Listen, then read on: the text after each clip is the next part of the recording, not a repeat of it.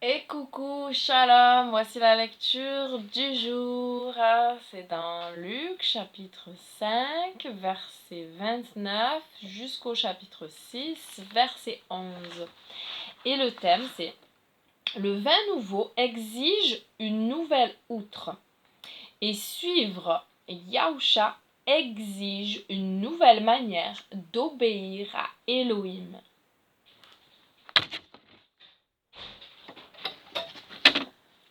Alors, 5,29. Lévi organisa un banquet dans sa maison en l'honneur de Yahusha. À table avec eux, il y avait beaucoup de collecteurs d'impôts ainsi que d'autres personnes. Les Prouchim, les pharisiens et leurs enseignants de la Torah protestaient avec indignation contre ces talmidim, ces disciples, en disant: pourquoi mangez-vous et buvez-vous avec des collecteurs d'impôts et des pécheurs? Yahusha leur fit cette réponse: ce ne sont pas les gens bien portants qui ont besoin d'un médecin, mais les malades. Je ne suis pas venu pour appeler les justes, mais les pécheurs, pour qu'ils se détournent du mal en revenant à Dieu, Elohim. Puis ils lui dirent: les talmidim de Yoshanan jeûnent souvent et prient souvent, de même que les talmidim des Prouchim. Mais les tiens ne font que boire et manger. Yahusha leur dit: pouvez-vous demander aux invités de la noce de jeûner alors que l'époux est encore avec eux? Le temps viendra où l'époux leur sera enlevé. Alors ce sera pour eux le temps de jeûner. Il leur donna alors une illustration. Personne ne déchire une pièce d'un manteau neuf pour la coudre sur un vieux manteau, sinon le manteau neuf continuera de se déchirer et la pièce de tissu neuf ne s'accordera pas avec le vieux. Personne non plus ne met du vin nouveau dans de vieilles outres, sinon le vin nouveau fera éclater les outres. Il se répandra et les outres seront perdues. Au contraire, le vin nouveau doit être mis dans des outres qui ont été récemment préparées. Bien sûr, après avoir bu du vin vieux, personne ne veut boire du vin nouveau, car on dit le vieux est meilleur. Chapitre 6. Un jour de Shabbat, Yahusha traversait des champs de blé. Ces talmidim commencèrent à cueillir des épis, les frottant dans leurs mains pour en manger les grains. Quelques prouchim dirent: pourquoi enfreignez-vous le Shabbat? Yahusha leur répondit: n'avez-vous jamais lu ce que David et ses compagnons firent lorsqu'ils eurent faim? Il entra dans la maison de Dieu, prit le pain de la présence et le mangea, ce qui n'est permis qu'aux seuls Kohanim. Il conclut en disant: le Fils de l'homme est Seigneur du Shabbat. Un autre jour de Shabbat, Yahusha entra dans la synagogue et enseigna. Il y avait là un homme dont la main était sèche.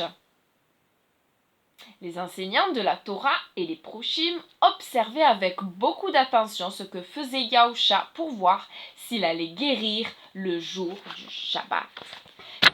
Car ils cherchaient une bonne raison de l'accuser.